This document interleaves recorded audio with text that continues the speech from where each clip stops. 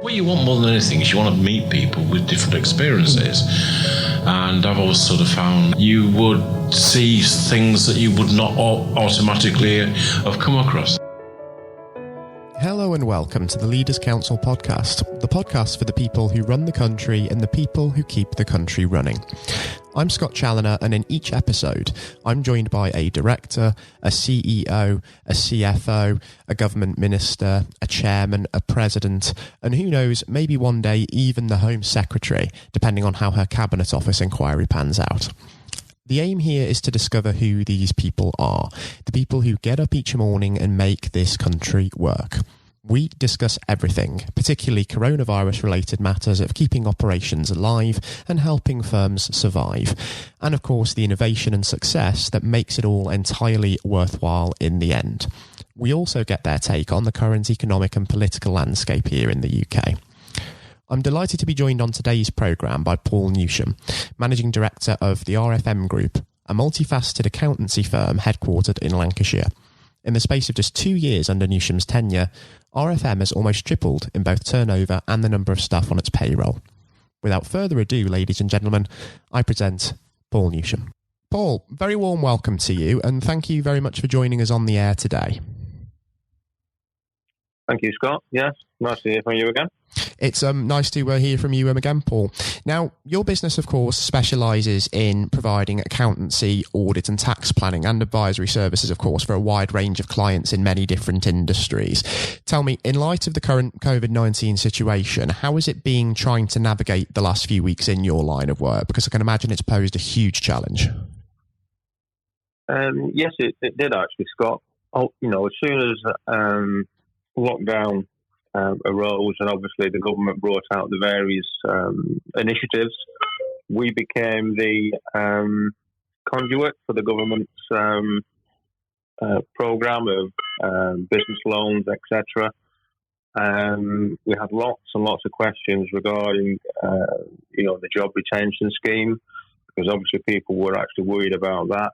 And over the last 2 weeks, last few weeks, we've been responding, constantly on a daily basis to clients' queries, concerns, worries, and keeping them up to date on a regular basis, whether it's via phone calls, social media, emails, to inform them of the changes as they have arisen. So it's been quite a challenging time. And we've heard some amazing stories nonetheless during this difficult time about staff at businesses just mucking in and getting on with it, whether they've had to work remotely or even go into the sites that they've been working at. And I imagine from the work that you've done in helping your clients, and it's been the same for yourselves as well, everybody at RFM has really, really mucked in and come together at this time. Yes, they've all adapted very well. All 50 staff are now working remotely. Luckily, we'd invested considerably in computer systems and our platform, so we, in effect, can work remotely from home. So, that investment is actually bore fruit and dividends now. We constantly, because staff are working from home, it's a different kind of environment for them. So we are, constantly via our HR director and personally contacting them on a regular basis just to make sure that they are okay, they have enough work to keep themselves occupied, and more importantly, just check up on their kind of well-being, because, like I say, it is a challenge for them, but people have had to adapt. Exactly. The ability to adapt has been hugely important for business during this time. And in your over 20 years experience within the field, Paul, have you ever encountered challenges like this in your career before now, or is it very much unprecedented times, as we've heard said so many times? I think it is unprecedented times. And I hope we never have to deal with something like this again in my lifetime anyway. But what I've found is that, people tend to fall into almost like three stages in the response to this particular crisis. I found that initially people panicked. They wondered, can clients pay me? Can I get supplies? What happens if people, stop buying from me. And that created a bit of paralysis, I think, at the beginning. People were looking at things negatively, which was understandable. I found that people were holding on to money a lot longer than normal, were paying bills, because, of course, there was all that uncertainty. But then the second stage after that is then to maybe, take a step back, evaluate, where you are, deal with, the crisis as it's arisen, have a look at what the impact has been, how you can adapt, and try and plan your way out of it, really. And then the third stage is obviously looking at the opportunities. You take advantage of whatever help or support is out there and adapt your business model to continue generating income. You need to explore new routes to market, spot opportunities, and try and adapt. For example, I have a client that is a wholesale wine distributor. His whole market disappeared overnight. But we've had to help him and discuss with him ways he can change his business more to a retail model, and look for different types of customers so we can actually realise the cash that's tied up in his stock.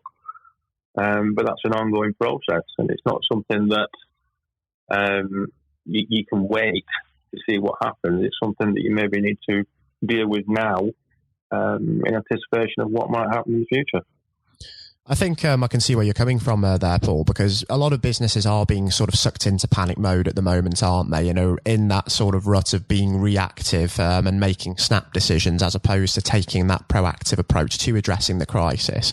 Just because I think some people might think with all of this uncertainty going on, it's difficult to kind of see what the long term is going to look like. But ultimately, as you've said, the market will be changing and businesses will have to innovate to seize upon the opportunities that will be there. Because as more market capital becomes available, because some businesses inevitably will not make it through this period, there will be opportunities there for others, of course.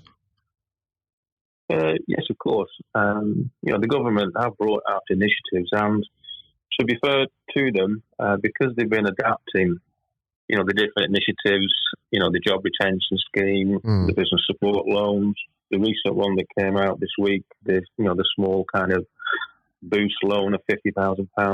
They are listening and adapting and trying to actually provide that support to business. But there are businesses that unfortunately will fall through the cracks, so to speak, because one size doesn't fit all. And as these new initiatives come on board, then people taking advantage of them. But in some cases, they may find it's too late, unfortunately. And where do you think the big gaps are in the government's raft of support measures? Because they have announced a lot of different schemes to help safeguard businesses, but fundamentally, they're also preventing a great many of them from performing their functions day to day as well. I think the gaps are mainly in respect of the support given to business owners at the end of the day.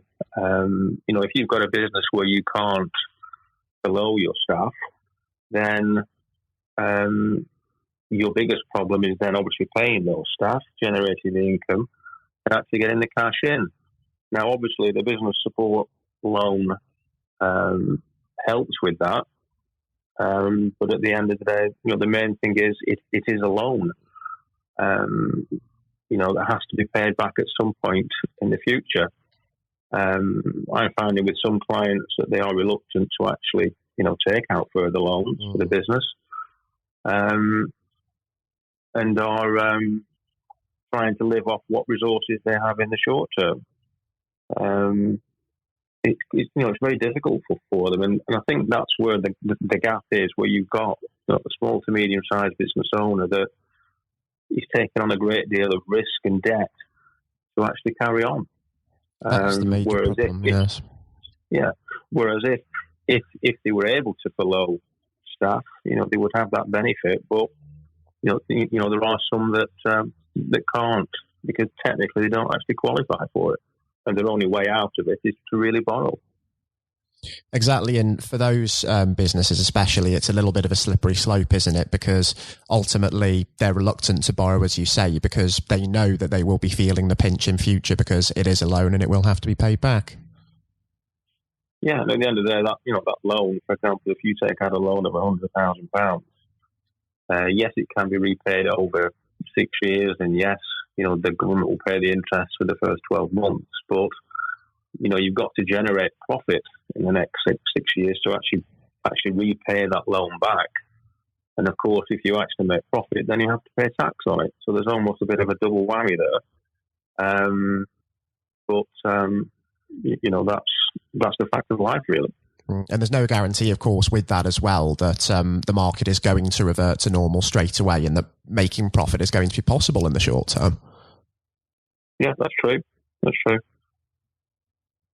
Now, you're, of course, Paul, very experienced in your line of work of assisting clients during this time and really helping them understand the support that's available to them and helping them sort of gather the various bits of evidence that they might need to qualify for such support measures.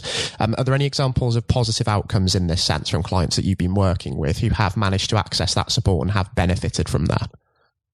Yes, we've had some recent successes in the last week or so. Obviously, like I mentioned before, people were actually reluctant to actually borrow, but some businesses that we've helped, for example, we've helped a hospitality services group that has pub, restaurants and hotels, and we've managed to help them secure a support loan of £220,000. Likewise, we have a small distributor of hygiene equipment and parts. We managed to help them secure a loan of £100,000, and we have a medium-sized financial services business that we managed to help them gain a loan of in excess of £200,000. And in all those cases, our role was basically proving to the lender that the client was viable, it was profitable before the actual crisis arose, and put projections together and cash flows to demonstrate what the shortfall would be for the next few months, and then obviously how potentially it could turn around to service that debt in the future. And then obviously putting that in a package and supplying it to the various banks in question. And then, of course, if any questions came back from the banks, then we dealt with those questions to help get to a positive and successful outcome. And of course, your numerous clients as well, Paul, come from various different sectors. Of course, you work with charities, non-profits, hospitality and leisure clients, retail and construction as well. What have they had to say about how the crisis is affecting them, as well as, of course, the difficulties in trying to qualify for these support measures? Well, I think the main group that is suffering a great deal is obviously hospitality, pubs and restaurants. There's quite a lot of uncertainty as to how long this will actually carry on and when lockdown will end. And, the feeling in general is that, pubs, restaurants, hotels, etc. will be the last kind of people that it will affect. And obviously, even if social distancing continues in some shape or form, it's still going to have an impact on those businesses going forward. For example, if you have a pub or restaurant and we've all got to sit, 6 feet apart, then obviously the number of covers that particular restaurant can actually service is reduced, and then of course the profit will have reduced. So, it's a very difficult sector, hospitality at the minute, and that's where most of the clients that are struggling in my client base are. The ones that are most worried. Perfectly understandable as well, because we don't know when, of course, the likes of hotels, restaurants, bars will start to reopen. So they are really feeling the strain. And then if we sort of look at the flip side to that, looking at the construction sector, for example, I mean, they very much had to keep working and keep going into sites in some cases. And that also comes with its own set of challenges as well, doesn't it?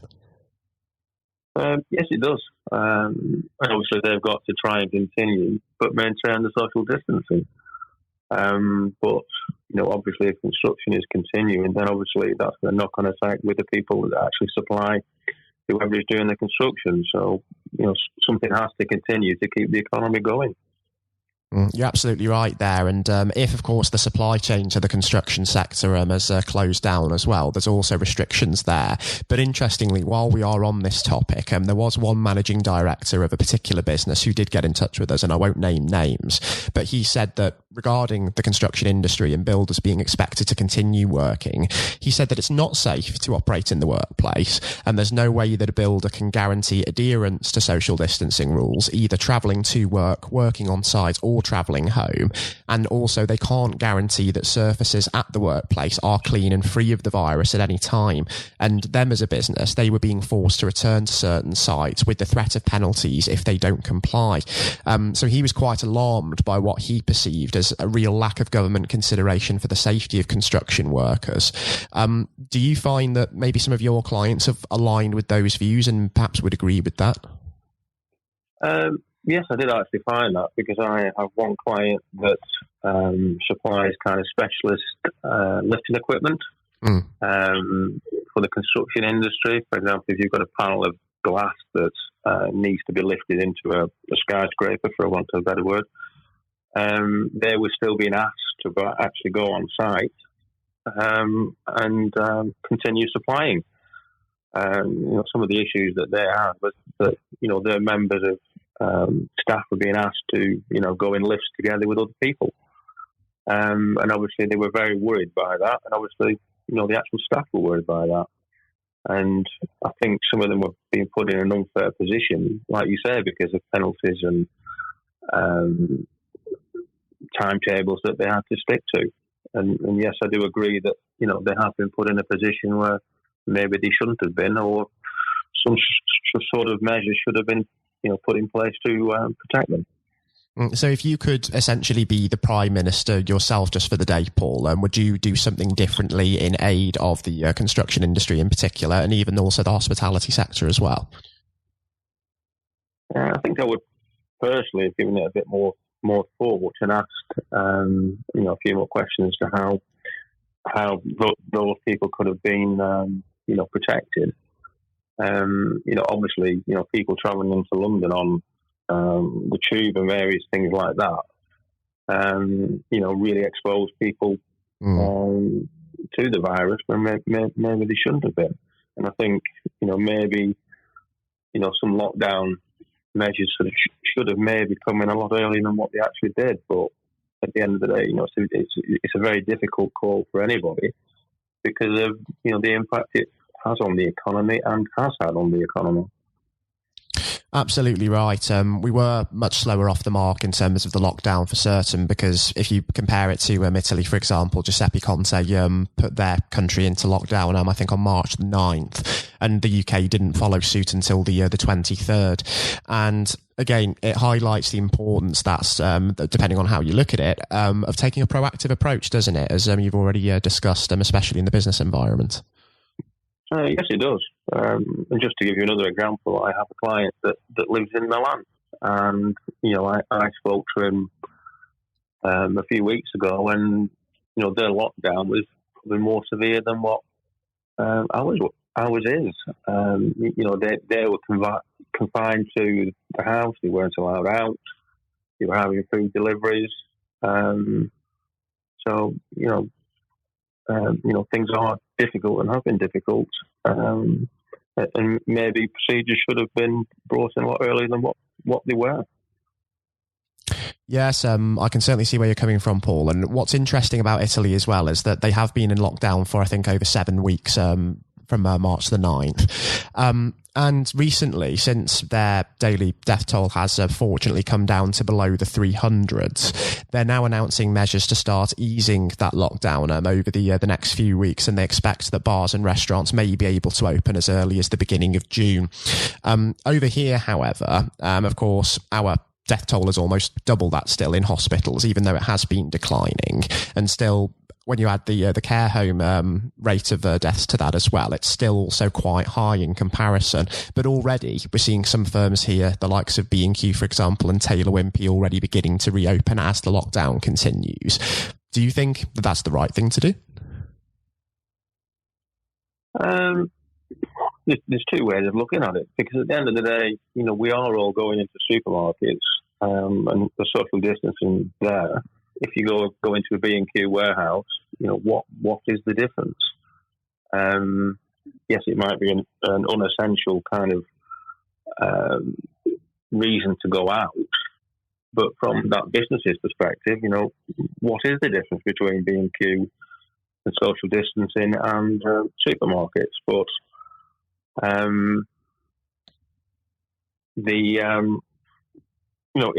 it's a difficult call either way. But businesses have to survive, and B&Q did shut down, but they are classed as construction or whatever, and they could have really been open. It's a very difficult call as to which businesses can open and when.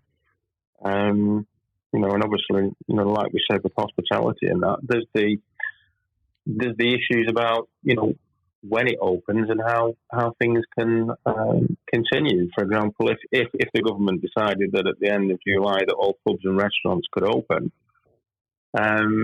they need a lead time, because there wouldn't be enough beer in the system to actually supply all the pubs and restaurants. So there's got to be some planning in respect of how lockdown, how we're all released from lockdown, and the practicalities of getting back to normal. I think you're absolutely right, Paul. There has been widespread calls, of course, for some kind of exit strategy from the lockdown and some indication of what that new normal might be. I mean, when those businesses are allowed to reopen, the conditions under which they will have to operate. And with Nicola Sturgeon up in Scotland at Holyrood, of course, now having unveiled a blueprint for an exit plan that will come out in the next few weeks, we're now starting to see the central government in Westminster starting to look at their future plans as well. I did actually read a piece in the Telegraph this week which suggested that draft plans for the new normal will be submitted to Downing Street this week, and it will include public transport, of course, operating at significantly less capacity. I think it was 50% for tube carriages. There will have to be crowd control going into train and underground stations. So albeit the full exit strategy is not forthcoming, it's going to yield some huge changes when it does eventually come out, isn't it? Yes, you certainly will. I think, businesses, one need to know that particular plan, then they can plan accordingly. And, it's very important for a business to actually know when things are going to happen, how they're going to happen, then they can, adapt their business. But what I think will happen, because businesses have adapted to the lockdown, they may look at their own systems, staffing requirements, etc., and have a good look at their businesses and, reevaluate their position. So I think, lockdown and the virus has probably made business owners look at things differently, and they may adapt their own business models because of that. And we've even seen it with those businesses that have been operating normally throughout this pandemic. And of course, supermarkets such as Tesco, for example, have introduced social distancing when people have been visiting supermarket premises.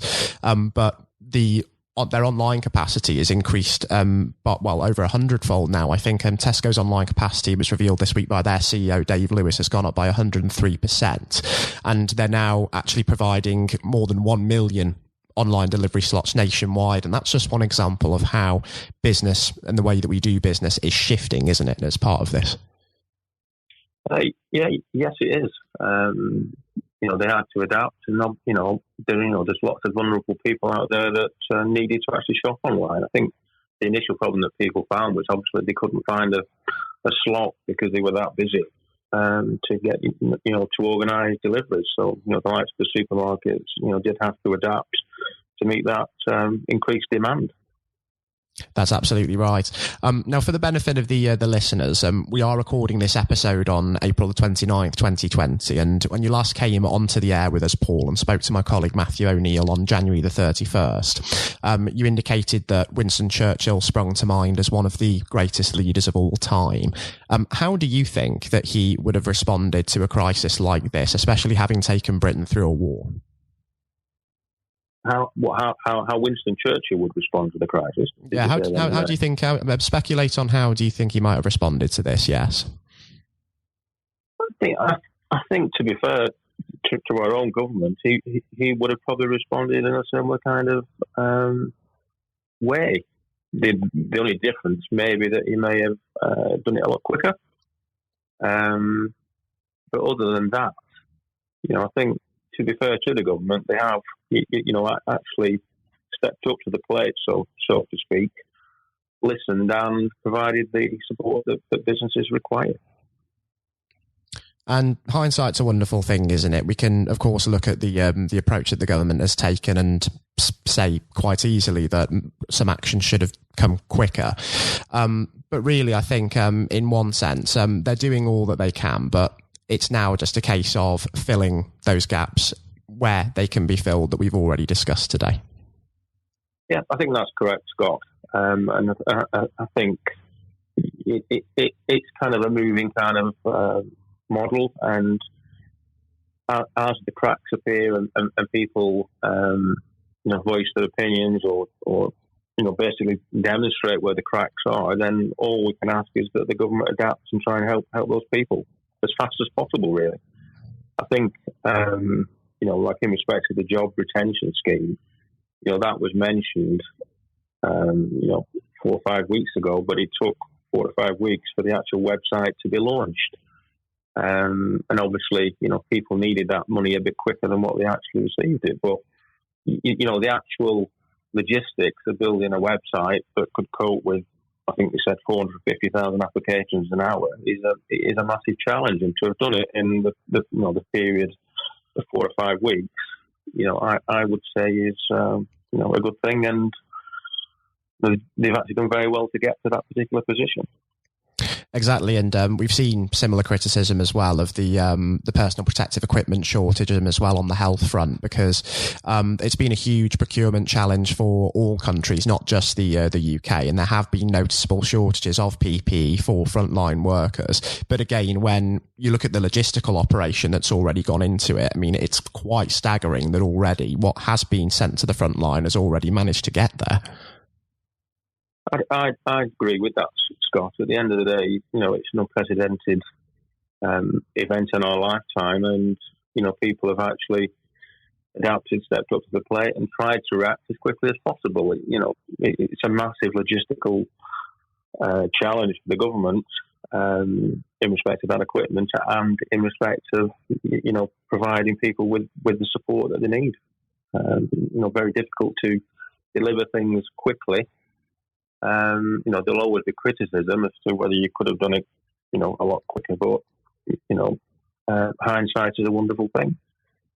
Exactly right. And if we do think about the future and what that might bring now, I recall that when you did speak to Matthew back in January on the previous podcast, you mentioned that over the next 12 months that the RFM Group would be looking to expand the business where possible and indeed its offering of services, and that this next year you were hoping would yield further growth. I assume that has been put on hold by the outbreak.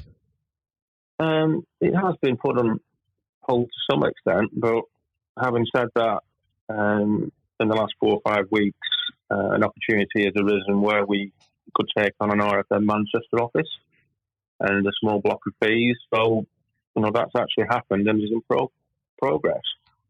As to whether, that will continue for the rest of the year, I'm not 100% sure whether that will be the case, but, opportunities will arise. It's just a case of whether they are, worth taking on or not. Yes, it is different than when I spoke to Matthew, but business continues at the end of the day, and who knows what might turn up in the next 6 to 12 months. You just deal with something as it arises, and if it is a good opportunity and profitable, then yes, you will continue to look at it and maybe take it on board. So if we think about what you envision for the next year, I imagine it will be a case, as you say there, of weighing up the opportunities that are available, deciding which opportunities to pursue, and looking to make sure that the growth of the business is sustained throughout this period. Yes, that'll be the case, Scott. I think that's very much the plan going forward now. I have to say, Paul, it's been incredibly insightful and also an absolute pleasure once again having you on the Leaders Council podcast series. And I don't see why we couldn't, in a few months' time, once again have you back on the air for a third time to look at what we've said today retrospectively, catch up on how the business is doing, and also reflect on just how things in the market have developed and how those hopes and ambitions at the business have also borne out. But for now, thank you ever so much for taking the time to come onto the programme again and speak with me today. Thanks, Scott, and stay safe and well. Thank you. I would say exactly the same to all of our listeners. Do stay at home and do stay safe. It will save lives. Thank you. That was Paul Newsham, Managing Director of the RFM Group. I hope you all enjoyed the interview and, of course, learning more about how the whole team at RFM is continuing to raise standards even throughout this challenging time. Coming up next on today's programme, I'll be handing over to Matthew O'Neill for his exclusive interview with Lord David Blunkett. Lord Blunkett is an active member of the House of Lords, a former Labour MP and Secretary of State, and the chairman of the Leaders' Council of Great Britain and Northern Ireland. Despite being blind from birth, Lord Blunkett is one of the most prominent politicians of his generation, having held a number of senior positions in Tony Blair's cabinet and having served as the MP for Sheffield, Brightside and Hillsborough for 28 years. He was elevated to the House of Lords as Baron Blunkett of Brightside and Hillsborough in August 2015. I hope you enjoy listening just as much as Matthew enjoyed speaking with Lord Blunkett, and that's coming up next. Lord Blunkett, welcome. Thank you very much. It's very good to be with you. Well, of course, nothing is being said at the moment other than COVID-19, which we must touch on. What would your message be to small businesses who are trying to keep going? Well, I think the last ones standing will be the ones that thrive when we get back to some sort of normality. So it's have confidence and courage. Obviously take advantage as far as you can of the government help. I think that Rishi Sunak, the Chancellor, has gone about as far as you could have expected. Mm-hmm. In the circumstances. There are obviously small businesses that fall between the cracks. Those who don't have defined premises can't benefit from the business rate waiver, have not really been able to demonstrate that they can adhere to the PAYE for furloughing staff, and of course whether they can receive the grant, 10,000 or 25,000. All of those who can are obviously able at least to benefit from that for the time being and look to the future. But I think the second thing to say, and they don't need me to tell them this as a politician who did once do a business studies qualification, which is that it will be a different world, and being able to think about how that world will look in a year's time and be creative about it and learn from not just what's happening to you at this moment in time, but to others around you and the sector that you're working in, that will be really important.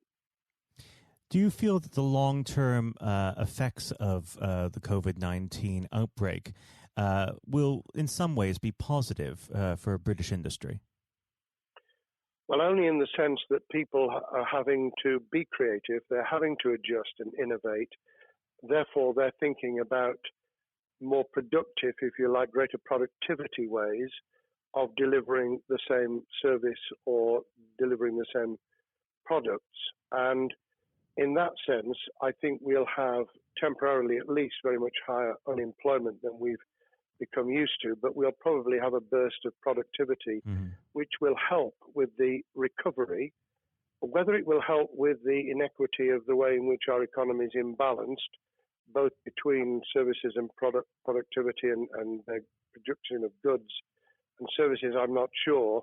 What we will need to try and do is to ensure that the geographic imbalance that exists is, as far as humanly possible, is dealt with by both the entrepreneurship and innovation from the bottom up and targeted government help, which will still be needed. And we are now in the throes of the kind of borrowing that we saw back in 2008 to save the banking and economic system. We're having to do that to save the whole of our productive business and commerce, and I think that will have to be sustained for some time.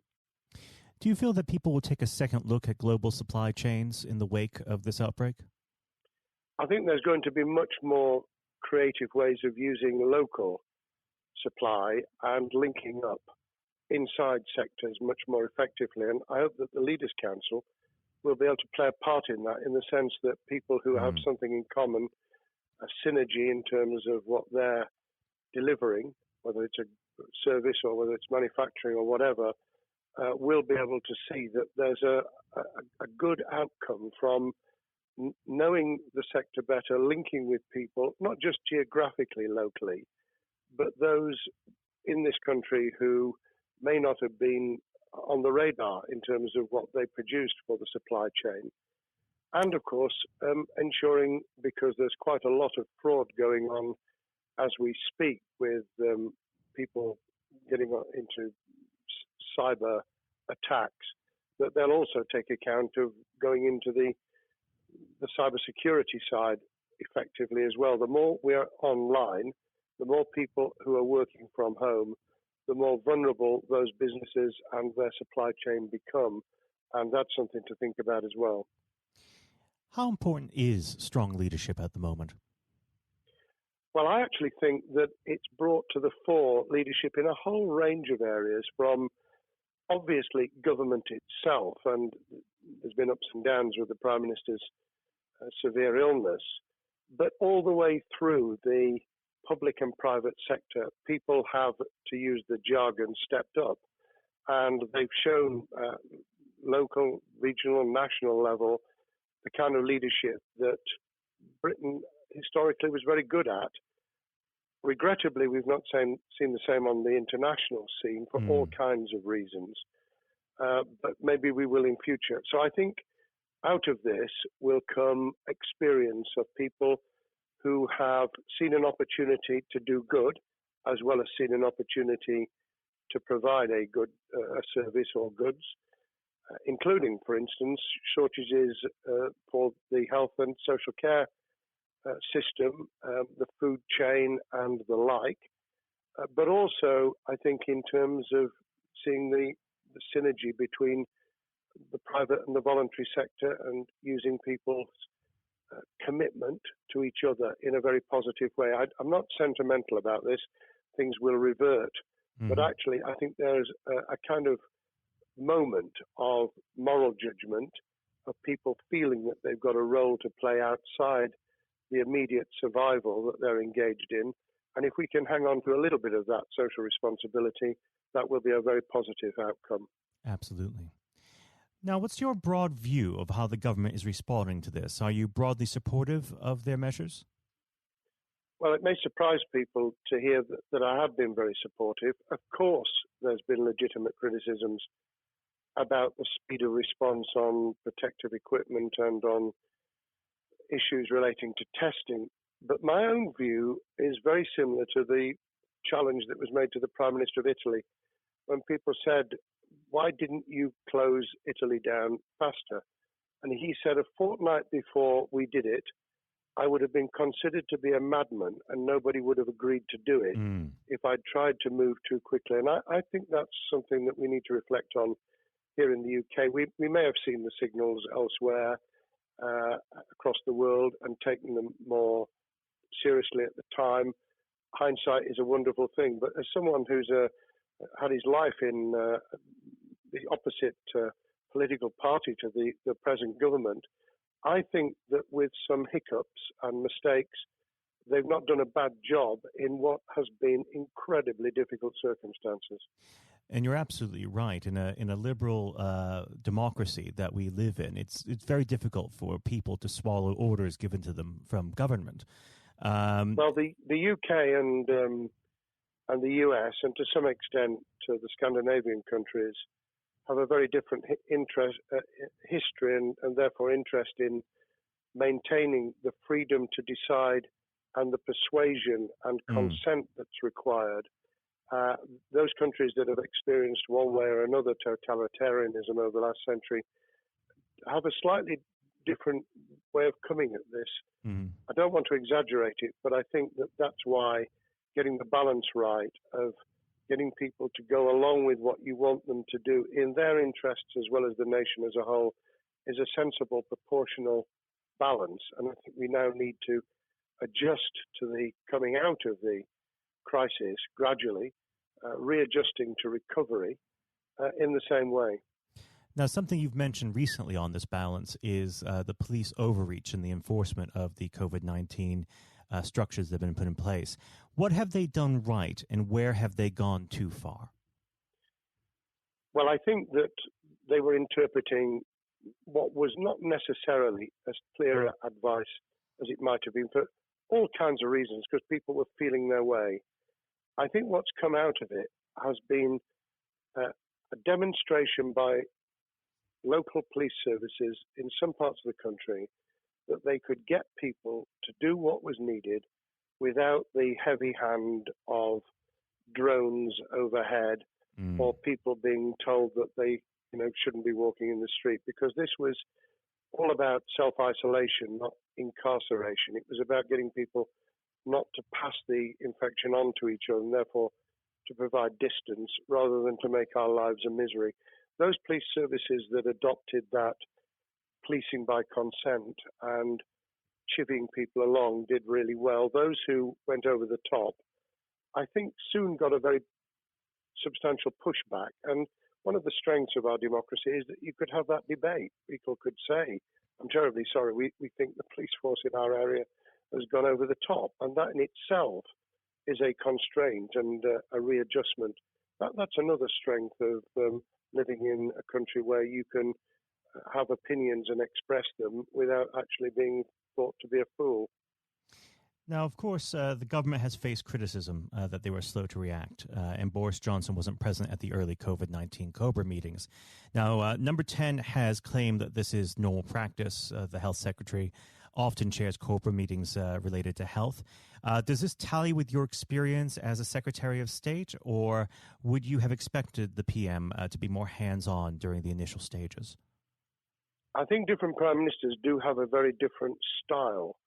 And Boris's style, which I think will now be considerably adjusted, was very swashbuckling. In some senses, delegating is a good thing, as every leader of every business or public service knows. Those who try to pull too much into themselves end up with a massive bottleneck, great failure of trust, and the inability of people to show what they're worth and to demonstrate their capability. So I'd be very wary of jumping in and saying he was wrong to delegate the essential COBRA meetings. What I was surprised about was that he didn't chair the first couple, because my experience with Tony Blair for the 8 years I was in cabinet was that Tony was a great delegator, but he would get a grip to begin with, watch what the difficulties were, and then give people direction and confidence to be able to get on with it. So looking back, I think Boris himself probably thinks, God, I wish I'd spotted the signals from elsewhere in the world more rapidly, and I'd just been there. However, this also raises another issue. All of us in positions of leadership need good teams around us. I think after this is over, he will be assessing those who really did step up and those who demonstrated their inadequacy. I think we'll probably end up in a year's time with a much stronger cabinet than we have today. Well, absolutely. And of course, we've seen a significant drop in the visibility of certain special advisors like Dominic Cummings during this entire period. So it'd be interesting to see how that pans out. It's certainly readjusted the role of those behind the scenes with those who should be taking the decisions, having received advice. Obviously, there's been a complete transformation in the profile of experts, if I might use that term, who'd previously been denigrated. Scientists, medics, people with behavioral science understanding. My only criticism was, were we getting wide enough advice? Were we narrowing it too much to a couple of key centres in London? But that's because I've always been adverse to everything being London-centric. I think there's great expertise, wisdom, experience out in the sticks, and we should use it.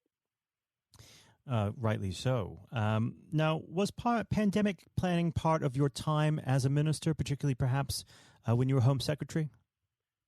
Well, it was, but it was on the back of risk arising out of counter-terrorism measures. Right. I was the Home Secretary for 3 months when the attack took place in September 2001 on the World Trade Center and beyond. We did an enormous amount of scenario planning, both desktop and real. On the back of that, it was very heavily orientated to future developing terrorism risk. I certainly got involved with talking about pandemics. I remember being at a seminar in Edinburgh where the university there had done a lot of work itself on the issue of pandemics. And of course, we saw SARS and other things emerging. I think people have criticised the government for not picking up the report from 2015, 5 years ago. I think that what happens is human nature kicks in. You deal with what you're immediately faced with. You can sponsor reports, and this is true of business planning, of course, as well, and scenario planning for what business continuity will look like, recovery plans for business, what will happen if there's a cyber attack, what happens if there's an energy shutdown. These kind of things you can look at, but you're immediately turning your eyes to what's in front of you. And had we picked up a bit more on the danger from Ebola and SARS and what have you in the past, then we might have said, what if something hits us in the developed nations that we don't have a vaccine for, that we can't immediately whisk up protective materials or equipment, or for that matter, medicines that help with recovery, all of which we now see are a danger. I think this will make an enormous difference to the planning for the years ahead. I hope it will be widened so that we don't just look at what's happened, because very rarely do you see something exactly repeat itself. Some of the circumstances will be, but others won't. So that's why I've put emphasis in what I talk about on looking at the other virus, the cyber attack scenario, which could be just as dangerous in a world of just-in-time provision. One of the miracles of the modern developed world, except for the very poor, has been the distribution of food. A lot of it on computerized, technologically advanced systems. If that were to come down, we'd be in real trouble. So I think we need to think those sort of scenarios as well. So have a full plan across both sectors, biological warfare, pandemics, and cyber warfare. Yes, and to do so on different levels. I think, again, thinking global but acting local, we need a lot more to think about what would happen if something took shape that actually broke down those national and global chains and how we would cope. And without, obviously, we've got enough fear and anxiety to last a lifetime. Without creating even more anxiety, we can think about those things for the future in a more rational way, I think. Now, aside from the physical threat of the virus, one of the things that people are vastly worried about is the effect on the economy, not just the national economy, but also the world economy. Now, it has been said by certain parties, and I'd like to garner your thoughts on this. Is there a danger of the effects of the lockdown being even worse than those of the virus?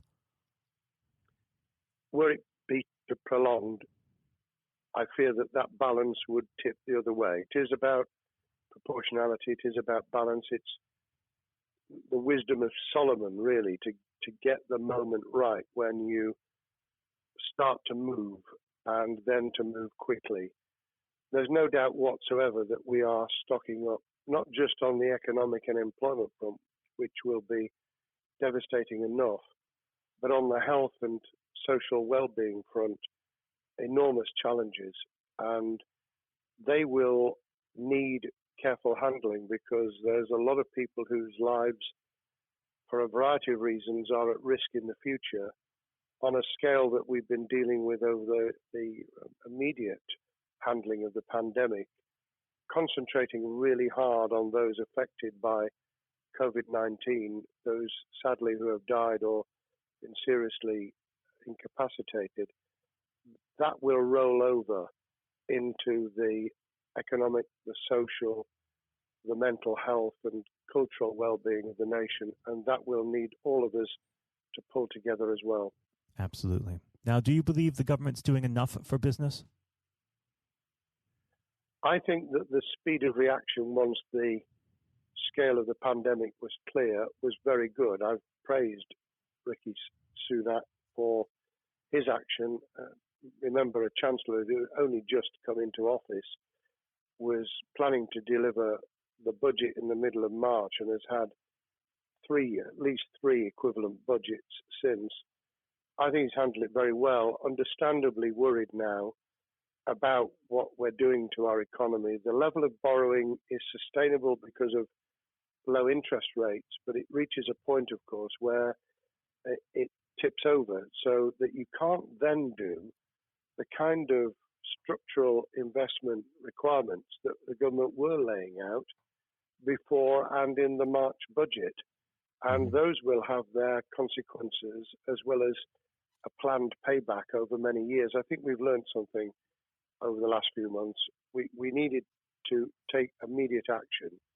We don't want another round of austerity equivalent from 2010 through to 2019. I don't think the nation, on the back of what's happened and the challenges we have, could take that. And therefore, we need a different plan, economic plan, over a much longer period, just as we did from the Second World War all the way through to 2002, when the final American loans were paid off.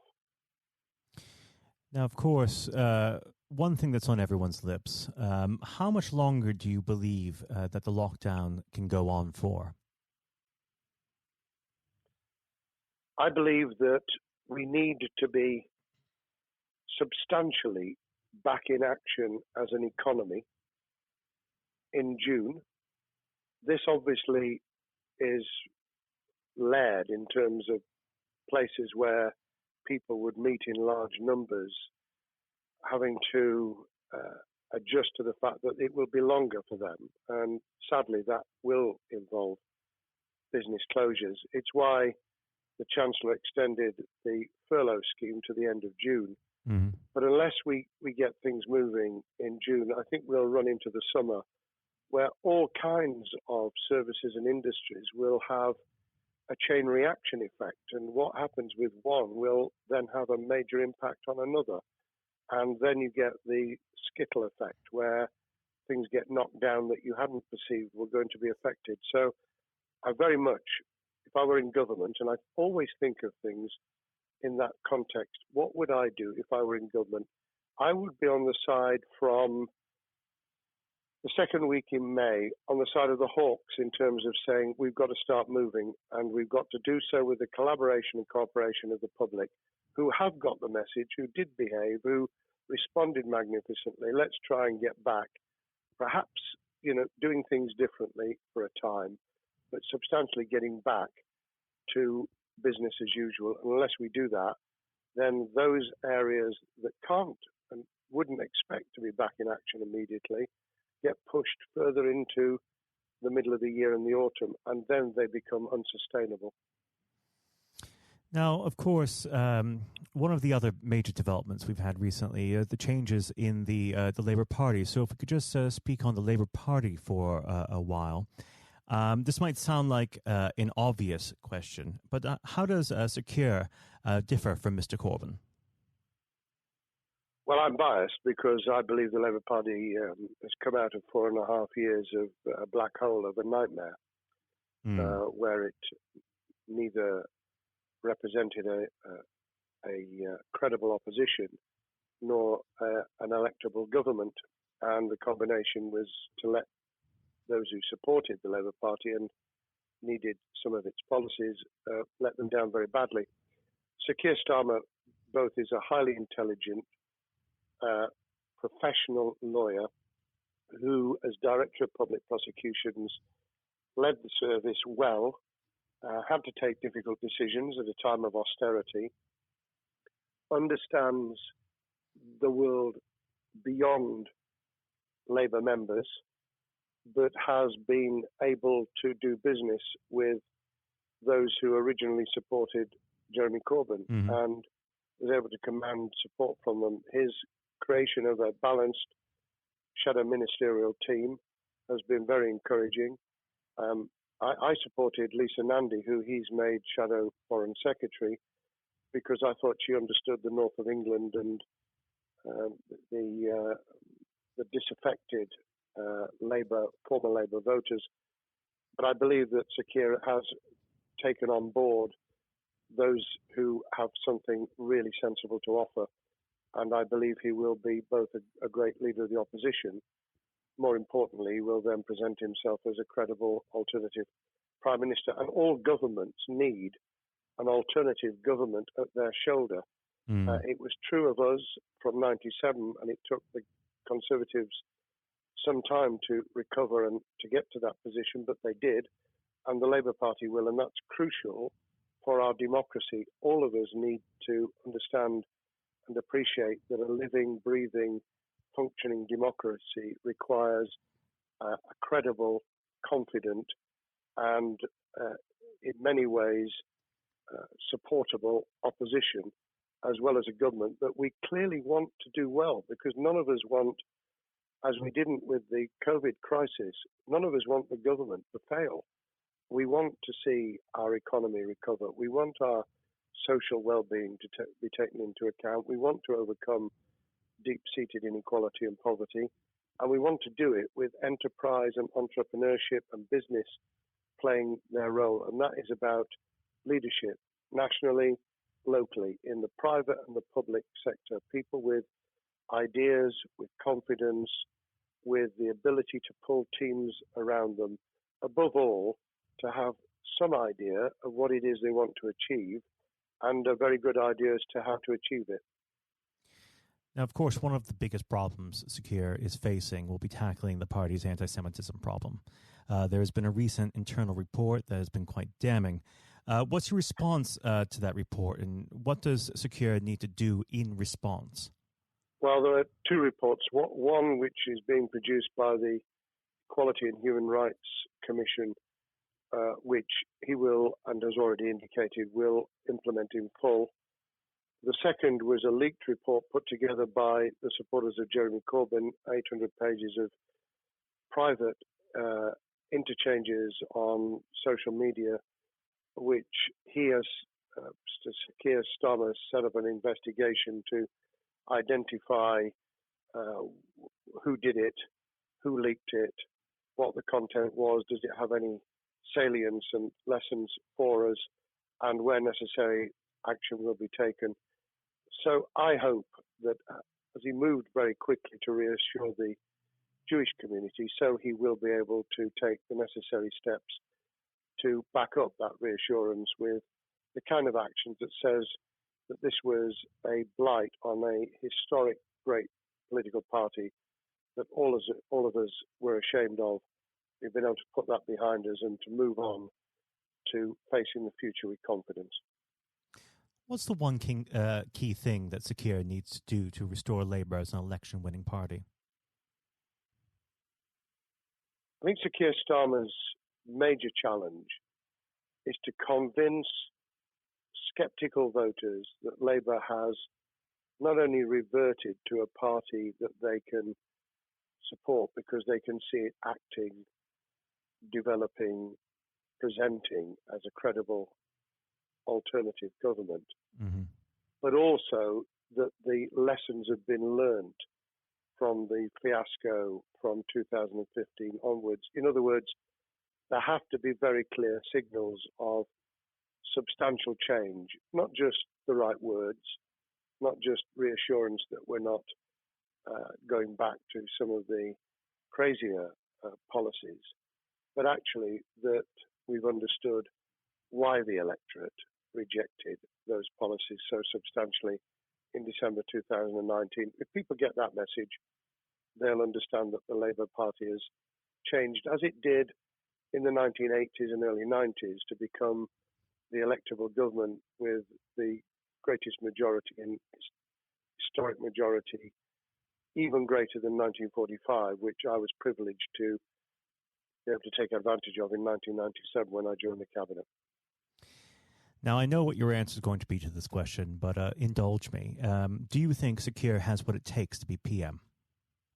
Yes, I do. I think he has the background, he has the experience, he has the professionalism, he has the forensic mindset, and he has the confidence to have put a team around him which will ensure that it will work. And those elements are true of all leaders. Ideas, the ability to build a team, to have confidence in that team, and to be able to demonstrate leadership in practice, sometimes at the most difficult times.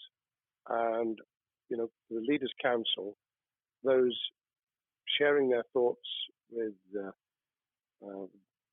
kind of thing that we're doing now with a podcast, but also joining us in linking up in that network of people who can support and help each other and learn from each other. That is what needs to be done in politics as it needs to be done in business. Thank you very much indeed, Matthew. Well, thank you for coming on the program. It's been an absolute pleasure, and I look forward to speaking with you again. Thank you very much, and good luck to all those listening in what has been a nightmare scenario.